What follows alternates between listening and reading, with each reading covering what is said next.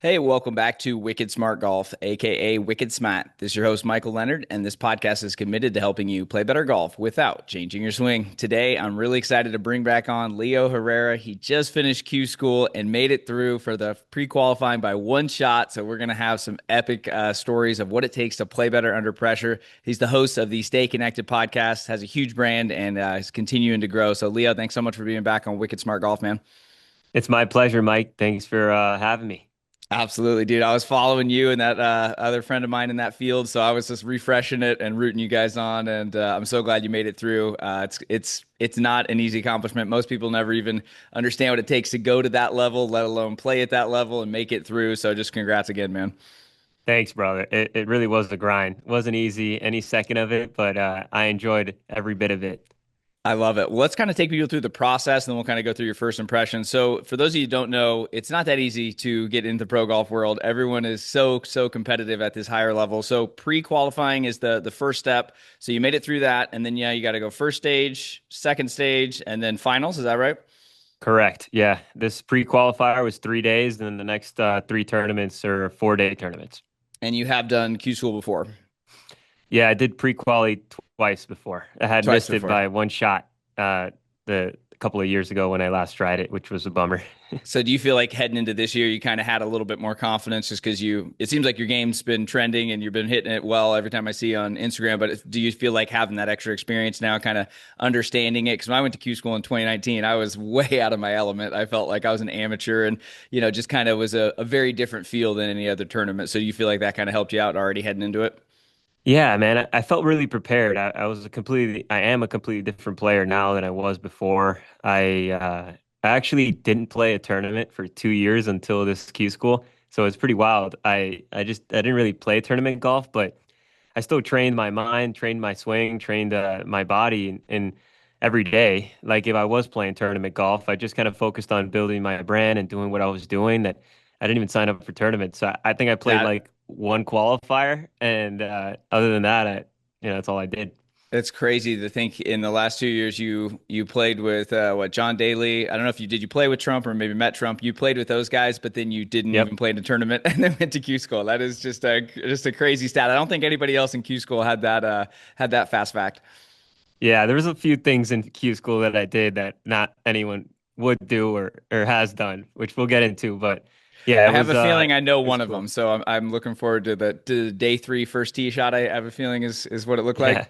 Yeah, yeah, that was awesome. We'll get Cool, man. into Well, that one. let's talk about the prep work because that's like most people I know guys that are going through and they're already exempt for pre-qual, so they're doing first stage and they're doing mini tour stuff and they're grinding, practicing all the time, which I know you practice a lot, but to not play any tournaments is pretty crazy. So, what did you do to prepare and like set yourself up? Like, when did you book Q school, and then what did that preparation mentally and physically look like? I found my game, man. I honestly just I genuinely took the time to put together my philosophy just like you have done with Wicked Smart Golf. I did it with the Connected Golfer, and it gave me a lot of clarity as to how to show up every single day to be the best version of myself. I've played tournament golf basically every week since I was 7 years old. So it's not like, it's not a thing I've done and I'm just kind of out of the blue did it. But taking 2 years out of competitive golf gave me such a refreshment in my mind. It allowed me to like actually repattern some of the things that weren't serving me before. Because sometimes when you go back to tournament golf, you always go back to what's comfortable.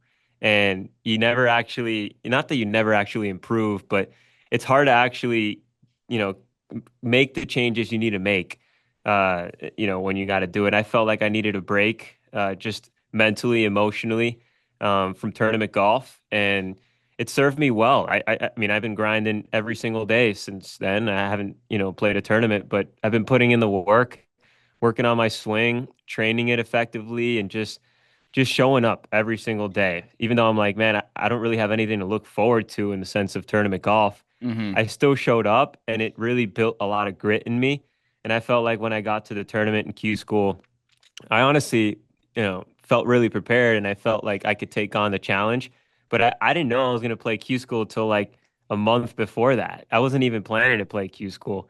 I went up to New York and just went to this event with some guys I knew before, and they hired me to be a beat the pro at this simulator golf event, and I made a hole in one on the simulator, and it was like cool, whatever. But one of the guys that was there was like, dude, are you gonna give it a shot this year? And I'm like, I would if you could give me some money. And I just threw it out in the ether, and he was like, dude, we got to make this happen. I don't know if I could help you the whole way out, but at least like for the first one, like just do it. Uh, and I was like, you know what? Like if you're gonna help me out, I'm down. So he got me in, man. He was like, I'll help you out for this first one. And I was like, all right, we're locked in. So like literally a month before, I was like in the mindset of now I'm training to play in Q school. Let's get locked in. So it was What a pretty awesome. And crazy then, story. That's wild yeah, to I just know. be in New York because you live in Florida, so you're in New York. You just kind of throw that out there, and some guy just takes you up on it, and you make a hole in one in sim golf. That's kind of a cool sign from the universe. I feel like you had to do it. Yeah, that was mid-June. And then I got back. I mean, Q school was mid-September. And the 2 weeks before I went to Q school, my Q school was in Sacramento, California, which was like the opposite side of the country. So I decided to stop over in Colorado for 2 weeks with my friend who lives there. And I just chilled in Colorado, like changed the environment. And I feel like that really propelled me because it gave me like a clarity of mind. I was in the middle of the mountains, just vibing, connecting. And I felt like when I got to Q school, I was just happy. I was like, in a good state of mind. And that's the key to play good golf under pressure.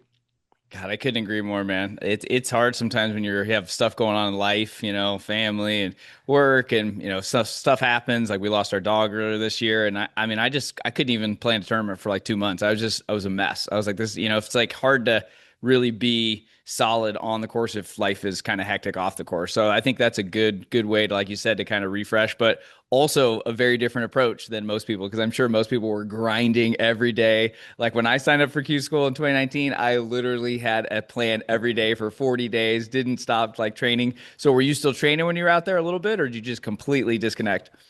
No, I was training. I was still Okay. playing, every day. I was training. Um, I wasn't like worried about it though. Like Hmm. every time I was before, like even tournaments, I was always like worried about how I was going to perform if like I've done enough work. And I genuinely just wasn't worried. And I'm not worried about like where my game is at anymore because I just feel like I'm in a way better state of mind. Helping other people play better golf also helps you as an individual. Like, and putting together like my philosophy and everything, it just gave me like a lot of clarity of mind. So I actually hired call it a mental therapist for say, a month before this event because I'm like, all right, I'm signing up to this thing. Let me get like somewhat mentally prepared. So we did like 3 or 4 sessions, and it was just like affirmations and like self belief and all that, and like that really like took it to the next level for me because then it was like I really just narrowed my mind to this objective of Hmm. qualifying and. I got new wedges and putter like literally like 2 weeks before the event, like right before going to Colorado. So it was like a whole fresh start, and I was like, whatever's gonna happen is gonna happen, but I'm gonna go out there have fun. I hit up my boy, the headband golfer, who's a golf influencer, and he was like super down to caddy, and I was like, I'm just gonna have a blast with this guy. He's 21. He's uh he's just a hoot. He's just a funny guy to be around, and he kept the vibes high, and we just made it happen. It was just a fun week. That's crazy. Yeah. So you said you didn't even get was that your third choice of sites? So this was because I mean that's a big Yeah. trip to go out there. So you'd obviously never seen the course. You had some prep work ahead of time too, which I love that you talked about kind of the mental side of it. I don't think enough people focus on that. What even before getting into the physical prep and your practice rounds, what would you say to someone that is listening and maybe wants to play in their first tournament or wants to just get better in tournaments? How do you think they can mentally strengthen up a little bit before those big events? Honestly, man, like you got to believe in yourself by like affirming it. You got to repeat it in your mind. Like, sometimes just like golf, like you got to repeat the putting stroke to be able to refine it. Like you got to repeat things in like a conversation in your head constantly so that you could just become that identity. And I Hmm. felt like I really became the identity. Like I'm all about identity. It's like if you don't shift into that person, it's not going to happen. You can wish for it all you want, but you got to become it. So that was my intention. And I mean, I knew it philosophically, but I needed to put in the work a little bit, and I've been doing the work ever since then, since I started, still doing it today, prepare for first stage. It's just affirming that I deserve it. It's not like it's something that, and that was a big thing. Like deserving it is a big thing for a lot of people. Like, do you really feel like you deserve to win a tournament? If you ask yourself right now, for whoever's listening, you might not feel like you do, Hmm. but by affirming it and just believing it internally, like it starts to become a reality and you start to act differently. So that really helped me build confidence into that week. Is that like a morning practice, something you're doing throughout the day?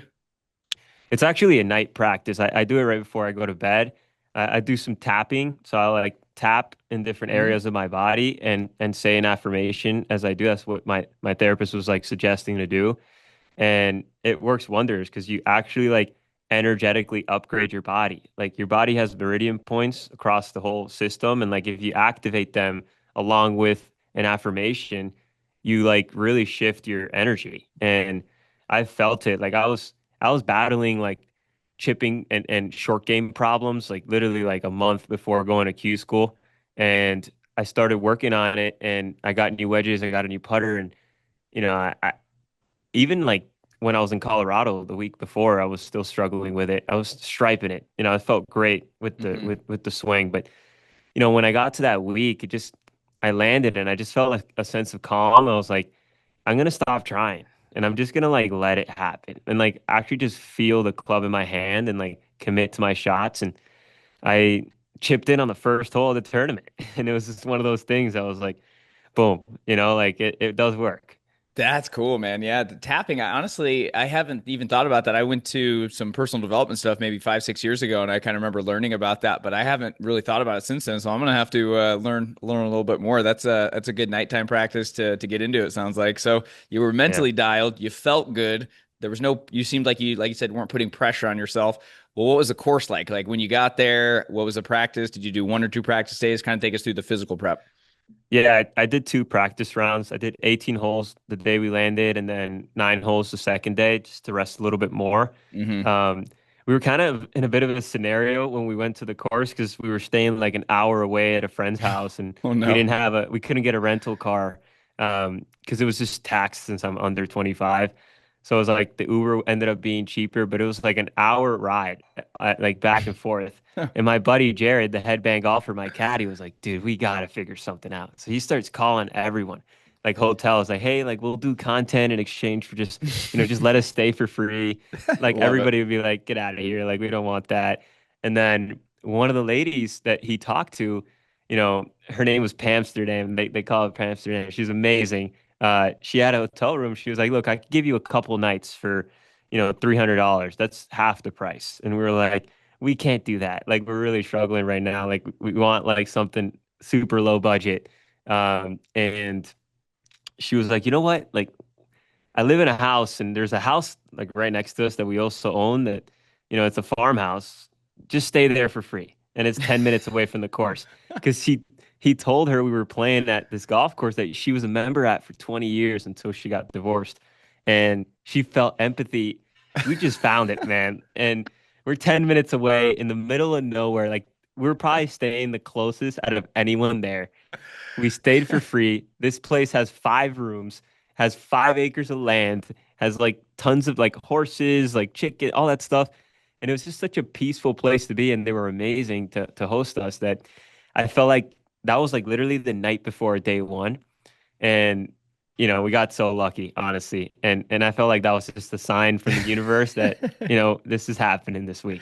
Dude, all the signs. Like that is wild. I'm just like visually picturing this like farmhouse and like that's just absolutely crazy. I don't think anyone else has that story ever in Q school. What did the course itself look like? Some courses, you get there and they just set up to your eye better than others. How'd you feel about it?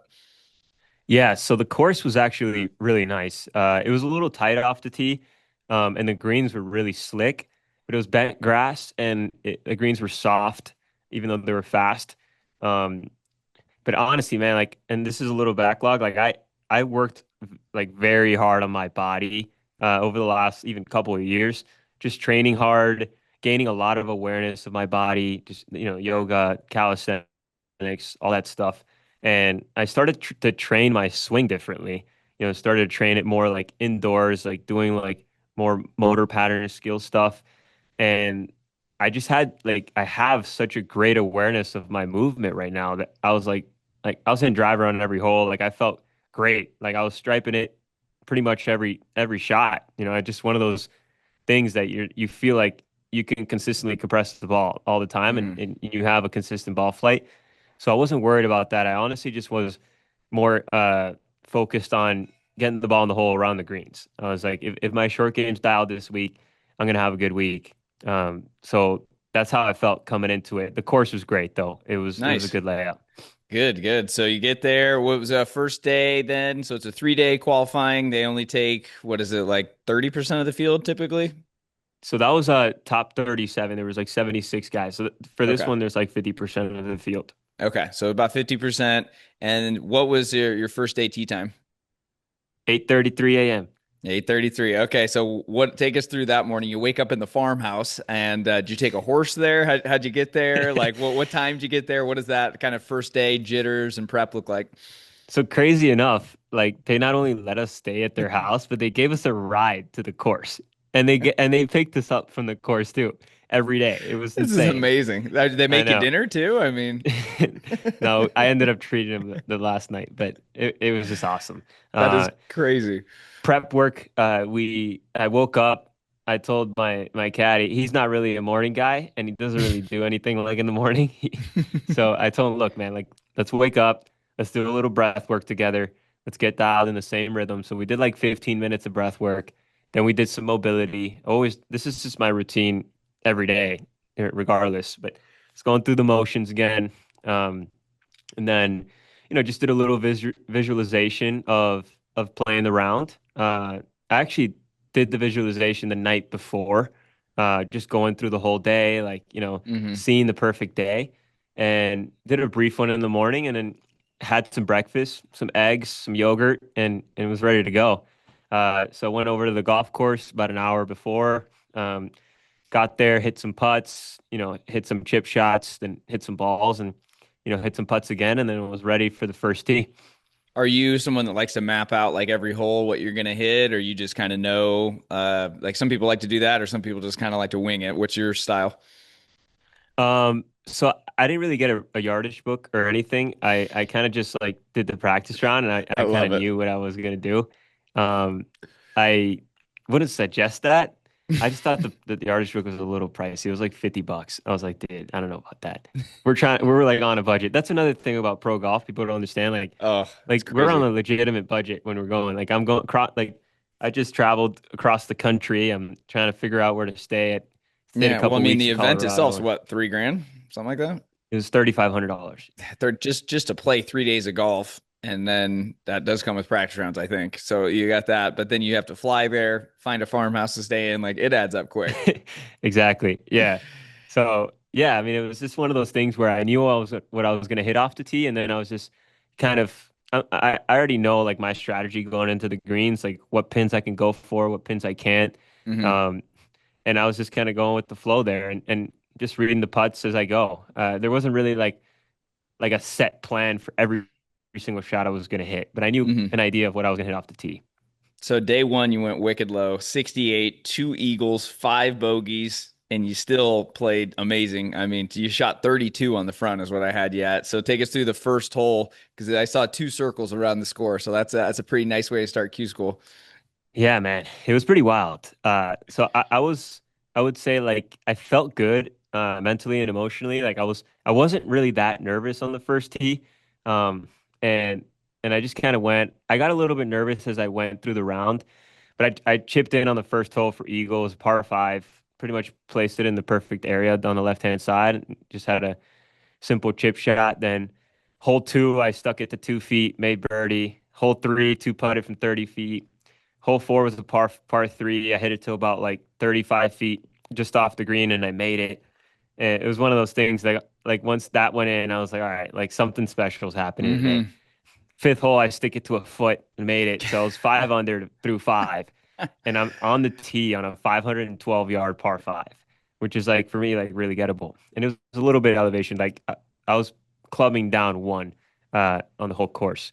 And that's when I started to feel a little bit nervous. I was like, Hmm. I'm going wicked low, like you said.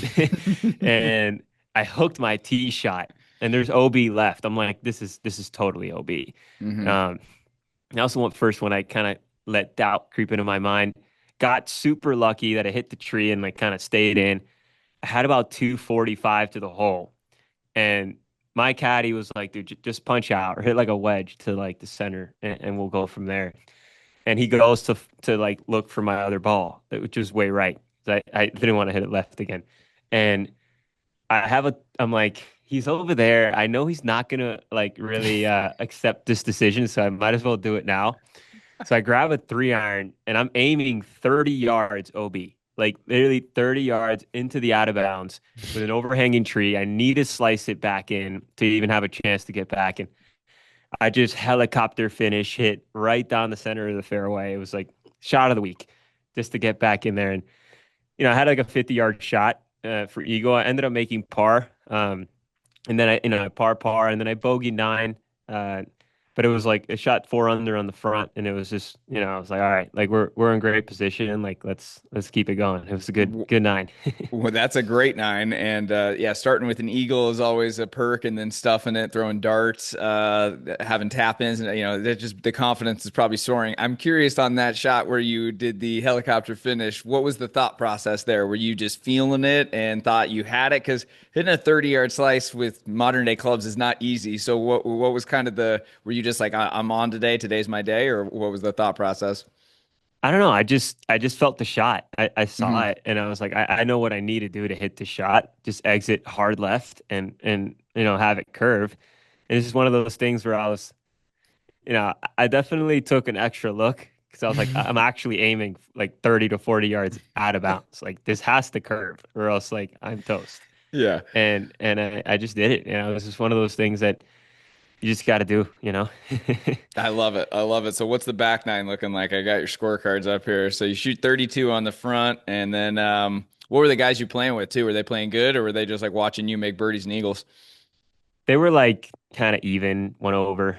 It Yeah. was kind of like my show that day for sure. I was gonna say because you go Yeah. bogey on nine, bogey on 10, but then you do something special. It looks like on 11, another double circle.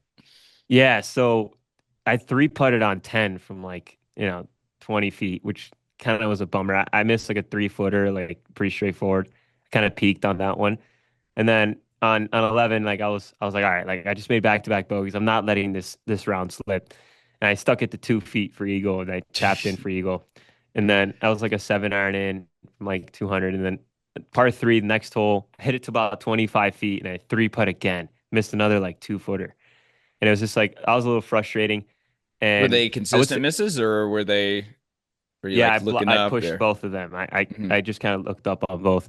I was feeling so I was still feeling like jittery with the putter though. Like all Mm. week, I felt like not great with the putter, and yeah, they were just kind of going in. But then eventually, I like, dude, this is gonna get to me at some point, and I kind of rushed this next tee shot. I kind of hooked the 3 iron into the trees, had to punch out, put it on, made bogey. So I went back to back bogeys after the eagle, and then uh craziest scenario of my life happened on 14. I stripe it down the middle, and we've been waiting all day for this group in front of us. And one of my caddy was like, "Hey, like, I played with this guy 3 months ago. He's telling me this story, and we were on a green just past the driving range, and the guys on the driving range were like 300 yards out. And all of a sudden, this guy just screams at them. He's like, "Hey, stop hitting shots!" Like if they were gonna hear him. And he thought it was like the funniest thing in the world. And I'm thinking to myself on this shot, I'm like, these guys are taking forever, and I need to let them know. So I let them know, and I just pull out like I just scream at them like, "Hey, pick up the pace!" My caddy looks at me, he's like, "What are you doing, bro? Like this is crazy." Adrenaline just spikes instantly, and then I hit it up, two putted on that hole, and I'm juiced. Like I'm Do like they look really back at you, or they? yeah, the guy cursed at me and he was like, I kind of cursed at him too. It was just one of those things that was just not the ideal scenario, not the most connected moment, but I just let it out. I was like, but I did it because I wanted to feel the pressure more. Like it was weird. I was like, I know this is the first step. Like any sort of pressure I feel now is nothing compared to what I'm gonna feel in final stage. So Hmm. let's bring it. Like I was willing to feel it, and I felt it. It was like I felt after I hit that shot and I had like a 30-footer. I felt like the same way I felt on the last hole of the USGA Four-Ball to make it in advance. So it was pretty wild, and ended up birdieing the next hole. And then I went par, and then I birdied 17, and then I parred. So I ended up like finishing strong. Hmm. Uh, but it was one of those moments. My caddy was like, "Dude, what did you do?" Like, I did not Hopefully you didn't expect get that to paired up with any happen. of those guys the next few days because that would have been awkward. Yeah, yeah, it was funny. But yeah, it was just one of those things that I finished the round. It was definitely, I felt like a roller coaster round, Hmm. um, for sure. So I needed to settle in, and had a good conversation with the caddy after, to just like based on like what we learned that day and like what we're going to apply. And it was good, but it Nice, was nice. wild. I mean, 68 first day Q school, never in a bad spot. Going into the next day, you regroup right every day with players and based on score then. Yeah. Okay, so going into the next day, probably I assume a little bit later because you played at 60, 68 is pretty solid. So what does day two look like? Do you have any adrenaline come down? I feel like that can happen sometimes after a day like you had. Yeah, day two was, I would say, like the calmest day actually. Mm. I felt like my caddy like woke up late, like he almost forgot like to wake up, and then he didn't really go through the routine that day, so I kind of did it on my own. I made him some breakfast, and he barely got to it, but uh, it was fun. Like I had no expectations for him. He was just a homie that was going to help me out. Definitely getting a more professional caddy for first day, but I ended up going about an hour before again, same warm up, and we started off. I felt really comfortable that day. Um, I wasn't comfortable on the greens though. I was hitting it great, but I just wasn't comfortable on the greens, and I missed like a 5-footer on the first hole for birdie, but I holed out on the third hole from 130 yards for eagle, just Jesus. like striping it, man. Like it was just one of those things that you see and you go. So that was cool. But it was funny because I had done a meditation, back to the mental thing. Uh, I did a meditation that right before going out by Joe Dispenza. He was guiding me. It's like manifest a miracle. So I literally like visualized myself holding out on the exact hole that I hold out. And I wasn't even thinking about it when I went there. Like I just like went through the motions and it went in, and I remembered this is exactly what I saw in my mind. And like it literally happened. I have the chills, Uh, dude. That's wild. Like on the same hole, and you did that morning. y- yeah, yeah. That's It crazy. was, it was crazy. I know. Um, so yeah, I ended up, I was cruising that day, felt good. Got to number six, 200 yards out. That's a par five. I hit my 6 iron, center of the green. I'm like giving the club back to the caddy. I'm thinking like this is money. I'm gonna have an eagle putt. Hmm. Somehow it goes like 230 out of bounds over the Oh green. And no. I'm like, wow, dude, it's wild. So I hit a 7 iron pin high, ended up two putting, made the bogey. Then I birdied the hardest par three of the course in the next hole. So it was a good bounce back. Shoot two under on the front, feeling good. Then I three putt 10 and I three putt 12 again. And it was just like literally almost did the same thing. Um, and I didn't end up doing anything on 11, that par five. And it just kind of kept it even coming Hmm. into the house, and So shot even 72 par. that day though. Yeah. Where'd you find yourself kind of in the standings? Were you thinking about that a little bit after day two? Because you probably lost a little bit of ground. Like how did you Yeah. feel? Are you looking at leaderboards? What's that process? Yeah, I was looking at leaderboards after just to check where I was at. I was like T15 still though. I was like Okay. uh 3 shots into the cut. So I was like, I'm four under, but I'm only 3 shots into the cut. Like it's not like I'm like all the way in, you know? Hmm. So I still gotta like at least shoot even tomorrow. To be like really good. So then I literally have a conversation with one of my mentors, Sean LaRusso. He he's a putting coach. I was like, Sean, I'm not feeling it with the putter this week. Like first day, like they just happen to go in, but like I'm a little jittery. Like I don't feel great on the Hmm. greens. And He's like, I want you to do the push drill. Just like go to the ball and just push it into the hole. I want you to do that before you go. Put your headphones on and just putt for an hour before you tee off. And I'm like, Sean, did you ever warm up before like playing rounds? Because he used to be a player. He's like, no, I would literally just putt and go to the tee. He's like, do you think I should do that tomorrow? I've never done that. And he was like, why not? I was like, why not? And and then I just did it. And the next day, I well, I mean, I don't want to get ahead of myself, but the next day, I I wake up, I'm like, all right, I am not warming up today, guys. Like and I was doing like a little YouTube vlog, which will come out soon. But I have a program where I help golfers train at home effectively so they can compress the golf ball consistently. And I just decided to do my exercises of that program and the day that morning and just go straight to the course and I just putted for an hour. And my tee time's like pulling up and my caddy's like, "You sure you don't want to hit like 5 balls?" I'm like, "No, I'm not hitting any balls. Like I'm going after it. I'm taking on any adversity today." And I would say like it was a pretty like ballsy move on my point because it was not the scenario to start trying things. And I get to the first tee and I'm like, dude, should I pull out the connected dance? And my caddy's like, do it, bro. So the connected dance for those, it's like my own Happy Gilmore style move. I step up to the ball and just hit it. And I did it on the first hole. And it was the first time I've ever done it in competitive golf. And I just striped it down the middle. And like when I did that, I was like, all right, like I felt a huge like boost of confidence, like no warm up, just putting all day and just ripped the connected dance on the first hole, like ready to go. And yeah, it was awesome. I didn't hit a I fairway after saw that on that. the I was front like, nine, I but can't. I was like, did you do that? I didn't know you didn't warm up though. So that makes it even crazier because that's where you do the little little flip of the club and then walk up into it, and it's like a 5 second thing, and you've hit the golf ball.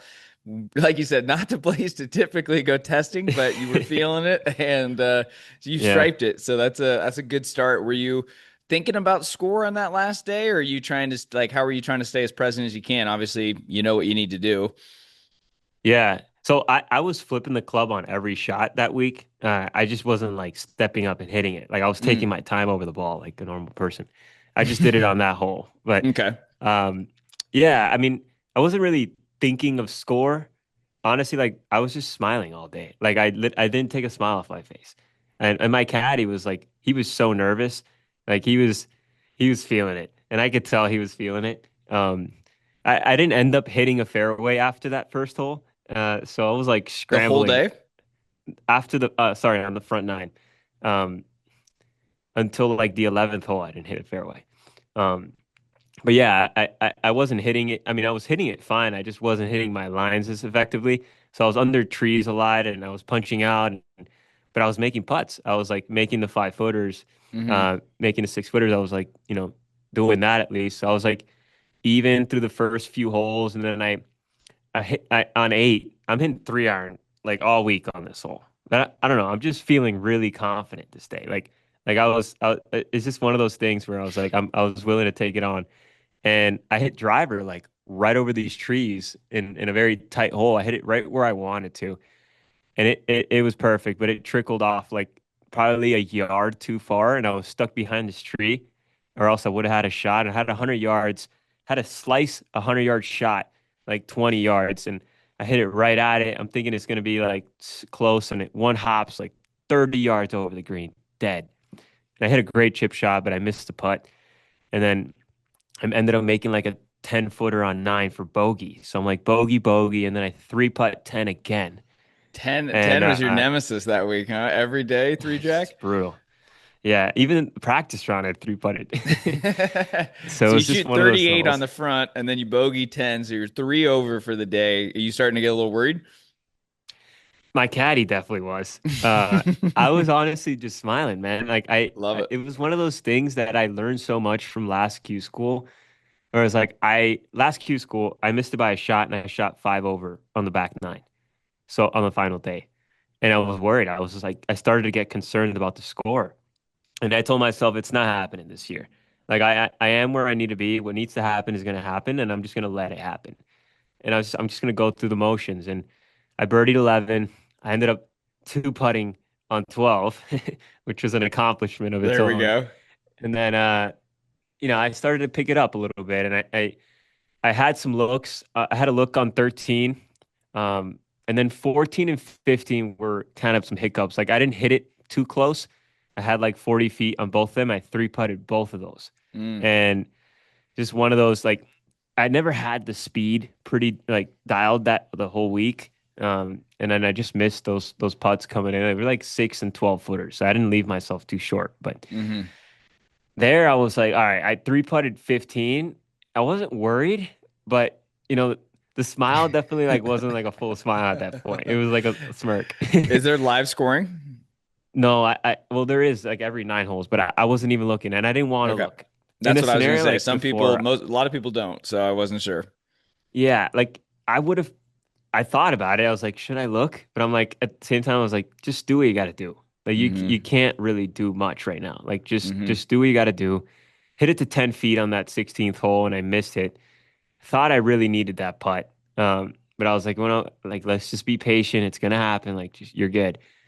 I hit a good drive on 17. It bounced right into the thickest rough of the whole golf course, and I had the worst possible lie. Usually going for this hole in two, it's reachable. Like it's a birdie hole, and I had to punch out. And I had about 100 yards, and I was juiced. I hit a 60-degree over the green. I was still in the fringe, but I had like 30 feet. I lipped out. And that one I knew I was like, I got to make this. Like, I got to make one coming in. I wanted to get to one under. I was even at that point because like one under was the cut yesterday, and I was like, it's probably going to stay the same because it was just getting lower.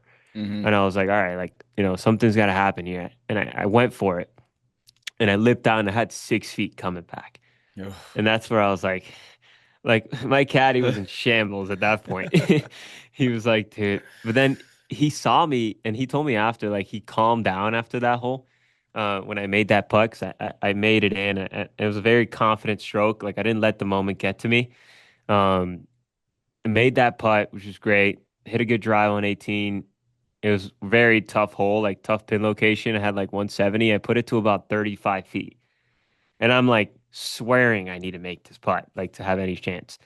And I went for it and I missed it. I went a little bit long and I had about 5 feet coming back. Oh man. And it was like, I thought I needed to make this, but I really need to make this one to have any chance. And it was just, I just kind of like, I laughed. Like I literally laughed at myself. And the whole moral of the story, I ended up making the putt. The whole moral of the story was like, the laughing because I felt very like jittery around the greens all week except for the last day. Like I didn't feel like nervous at all, and it was because I was smiling. Like that effect really like made a difference in me. Like I really felt my guy was like, dude, like you got to lock in. Like he thought I wasn't Hmm. locked in because I was just smiling all day, and no, it was just one of those things that really calmed me and got me emotionally in the right state of mind. And I get back to the clubhouse and I look at the leaderboard and it's like on T15, so I'm still waiting for my turn. I'm like waiting and I go and I see my name in the last like slot, T35.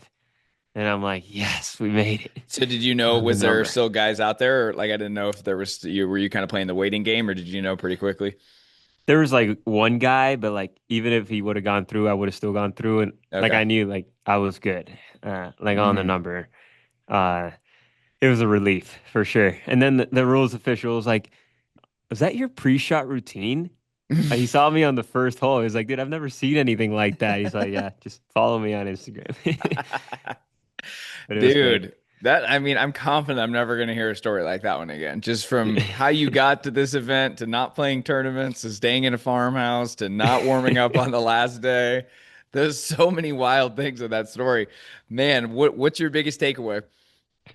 That what I'm doing works, man. The last day was such a confidence builder just for myself and for what I'm actually creating for others. Like, you know, I'm training my swing and my movement so effectively that I'm so confident that I'm gonna go compress the ball like consistently on the course. Like I generally just didn't feel even the need to warm up, um, hitting balls.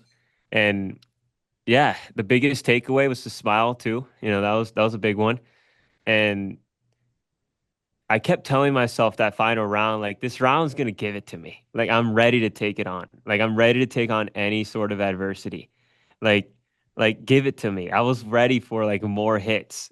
Kind of like Rocky when he was getting rocked Hmm. in the face. He's like, give it to me, man. And I just felt that way. And it's one of those things that at the end of the day, when you don't leave that sense of knowing, the good things happen. And it was a good testament that, it didn't go my way fully the final day, but I kept that state of mind. I kept that state of being, and things worked out. Whether it was an inch Hmm. or a mile, I made it through. That's yeah, and that's the crazy thing about Q school. You could get first place, it doesn't matter. You're still just moving on like the guy that was tied like you did for where, the last spot in there. And you're not getting paid, right? There's no winning, like you're not getting any of that Yeah. entry fee back. So, like you said, as long as you get into the next stage, you did, and now you're kind of playing the waiting game for where you're going to be headed. What are we going to do for the putting? I feel like that's an area I heard you say every day. So, how are you kind of working on that? Yeah, so I already got a lesson with the same person I've been working with on the mental side. She's also like a coach on in golf in general. So we just did one session and she instantly connected me. Like my grip was like very overlapped. So like I had no stability on the putter. So my palm was not really on the club, on the grip. So it was very like timing dependent. My hands were very timing dependent and I completely changed my grip in a way. But I already feel really comfortable with it and I'm starting the ball line. I'm feeling like very confident on the greens. So super excited for that. Like I genuinely think that's going to be a game changer coming into first stage. I love it. And so you got a couple weeks. Are you going to do any specific type of training or just kind of keep doing what you did heading into it? Yeah. Honestly, just keep doing what I'm doing. I would say like I have been establishing a little more discipline over the last week or so. Like I've been waking up at 5 a.m., getting lift in, like doing what I need to do, like just checking all the boxes to not Hmm. give any room for error, not really like giving anything because once you start to enter first stage, second stage, third stage, it's no longer 50% of the field, it's 25% of the field and they're better players. So I Hmm. know I got to go out there shoot probably 6, 7 under to just, have a chance in 4 days. So I got to be consistent. So I got to show up consistently every day and just make it happen. So mainly just like that like creating luck for myself. I'm a Hmm. huge believer that when you do things out of the ordinary and you really push yourself out of your comfort zone, like you just get lucky. So I'm just creating that luck, as much as possible because I know I'll need it for every stage coming in. Um, and just establishing a good relationship with the source of all life, just staying connected to my purpose, staying connected to like just being motivated every day. And I'm doing the affirmations every day to stay dialed because I deserve to qualify for the PGA Tour in 2025. I love it. You got a great mental attitude. You had a great one the last podcast. I remember grabbing a few clips out of there, and people were like, "Man, this kid's wise beyond his years." That was a common thing I heard on some of those YouTube clips. So I love that, man. It seems like you're very centered. You're in a good place. You're not playing from fear and pressure, which is awesome. What are we going to do for the caddy situation moving forward? Yeah, great question. I already called my guy. His name's Walter Blum. I had him on my podcast, Stay Connected podcast. He's a great guy. He caddies at Indian Creek. He used to be a professional golfer. He's been caddying now for like 15 years or 10 years. Now he caddies here and he caddies in New Jersey. And his dad was a Hall of Fame jockey, and he's got the mindset. He knows what it takes. I Hmm. told him a little bit about what was happening. He's like, yeah, like dude, we'll definitely clean that stuff up. So it's not confirmed yet because I don't know where I'm going and like Hmm. I don't know when it is. So once I get that confirmation, what will be a couple days now, I'll let him know and hopefully he can be the connected caddy. I love it. The connected caddy. That's fantastic. Well, what kind of before letting you go here, actually, what is the best place for people to follow you and connect with you? Yeah, just the connected golfer on Instagram, YouTube, LinkedIn. LinkedIn, I'm just my name, Leopoldo Herrera. Theconnectedgolfer.com is my website, and I have Stay Connected podcast. You can find that on Spotify, on YouTube, and also Instagram. Perfect. I will link to that as well. For the last question, man, what are some maybe two or three tournament tips that you would give to the player that's not maybe in Q school, but they're the club championship, they're maybe getting into their first USGA qualifying? What are some of the things you've learned over your extensive tournament background? Here's the thing, like with tournament golf, you get exposed. Like there's no really like, going around it. So it's a good opportunity to see where you're at. Um, it's a good opportunity to feel the juice, feel the Hmm. adrenaline. And it's also like what I felt like what I was really grateful for the whole time I was playing tournament golf, at least this last week, was like, man, I get to just think about golf, like just play Hmm. golf. I'm not thinking about like videos or doing that or, like business and all that. Like I'm just golfing. And it's like 100% of your attention is in one thing, which is the most beautiful thing in the world. And just do it. Honestly, even if you're not like, the best player out there, like there's competitions in any level. And Hmm. the most important thing to do when you're playing is to stay connected to your breath. Like don't let that slip away. Stay connected to your process. Go through your motions on every single one and see how well it holds up under pressure. And don't forget that knowing feeling. Like don't forget that like you deserve to win. And that'll keep you going for the rest of the tournament. Because the tournaments are going to throw you curveballs left and right. It's going to really make you doubt if you deserve to be there or not. But stay stay connected. Perfect. Well, we are wishing you luck on the next stage. I'll be hopefully you don't give us as much anxiety. Maybe make it by a couple, so that way we're not having to refresh the leaderboard. But yeah, man, keep making those eagles. I'm sure the putting will be dialed now, and appreciate you being back on the show, man. Wishing you all the luck on the next stage and everything for your business. Yeah, thanks, Mike. And I really appreciate everything you do. And you got an amazing brand and a cool movement. So keep doing what you're doing. I appreciate it. Appreciate it. Thanks, bud.